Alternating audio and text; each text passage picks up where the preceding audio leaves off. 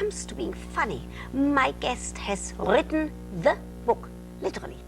Because aside from being a wonderful actress, she's a terrific comedy writer. With her new book, which is called My Life on a Diet, I'm telling you people that I laughed last night a great deal. Renee, it is really very funny, but tell me the truth, Renee. Really, just the truth. Were you really ever heavier I was than an this? 18, and now I am a 4. Look at this, it's a miracle. It's a miracle. Yeah. I thought it's work that you're My doing. diet is a miracle. Let me hear about That it happened. Let me hear about Every that. day of the week, you look at it as a different course in a 7-course meal. And the first day you don't start on a Monday because nobody likes to start a diet on a Monday, so I have you start on a Tuesday. Yes. So one day you have fruit, one day you have salad, one day you have pasta all day. A whole day? One day you have chicken, one day you have vegetables, one day you have fish, and one day you have dessert all day. All day. And the whole point of the diet is that you're already binging 3 times a day, so you don't think about binging when you get off and you don't feel deprived. It's like, you know, if you have kinky sex when you're married, you don't think about committing adultery, right? Hold it. Let me hear a little bit about that, because I do understand from what I read, that book is not only about diets. That book is about my favorite subject, about sex. What's that kinky? Oh, well, what's you that and your kinky sex, you know. Really, what's that kinky sex? What do you mean kinky sex?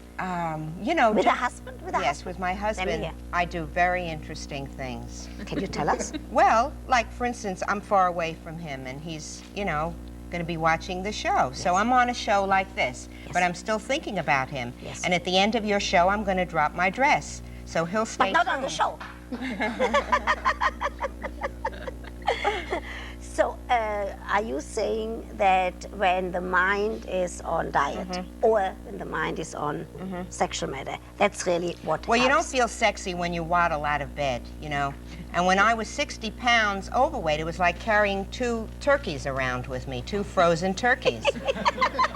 So I feel much sexier, you know, since I took the weight off. And I'm ready more often. And I'll tell my husband, I'll say, you know, I'm not wearing any underwear. In the middle of dinner, you say that? Or wherever we are, walking the down the street? street, I'll say. And Really? sometimes he'll say to me, neither am I. Renee, tell me about, they told me that it's all right for me to ask you because I otherwise would not ask. You can ask me anything, Anything? you know, as long as it'll go no further than this room. Of course, just this room and about a couple of million people.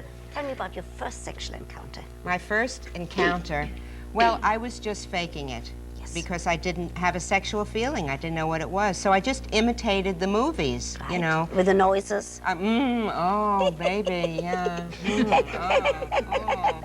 And then he said, I think you just had an orgasm. And I then you said, I said? did? Oh, great, that was it. So he decided that that's what He you told That's me. very funny.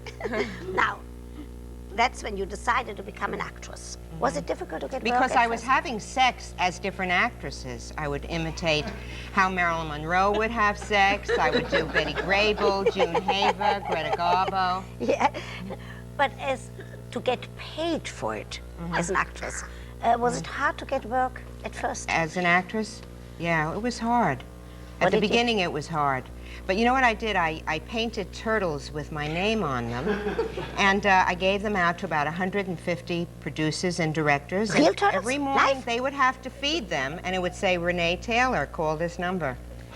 And one by one, those turtles died of paint poisoning, and I felt guilty. I felt like a murderer that I had killed. These turtles So you had didn't do it given their anymore? life for me to get work. Okay, let's go back talking about dieting instead of turtles.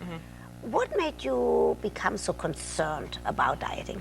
What Well, you know happened? what I happened? found? I used to think that I overate just because I felt bad. But I found that when I was happy, like when I had a baby, I was overeating out of guilt.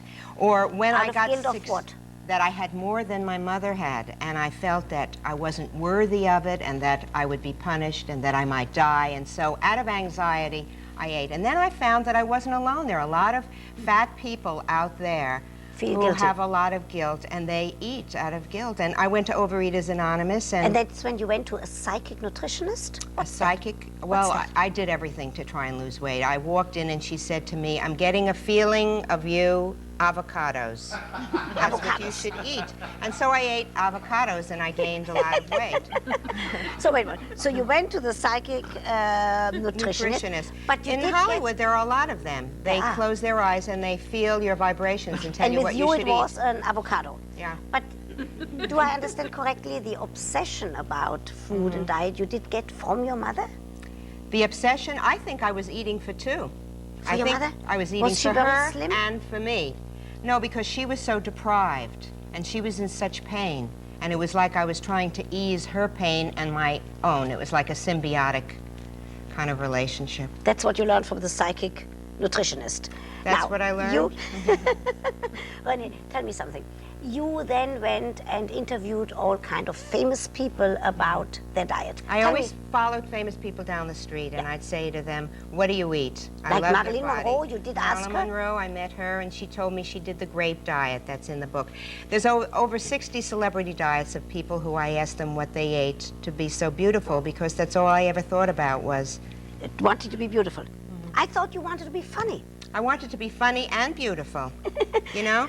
It's very important. Look how gorgeous you are. It's Oh, my very God. important. You're funny and you're beautiful.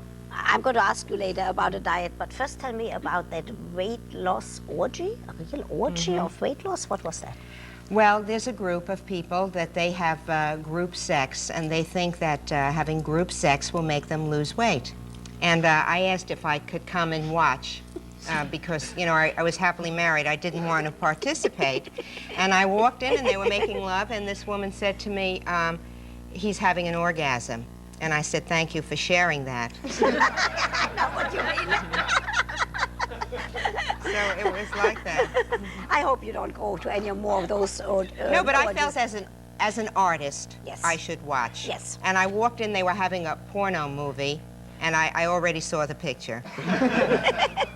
Renee, from the book, I do learn that you actually had a kind of an image about your body that you didn't like your body.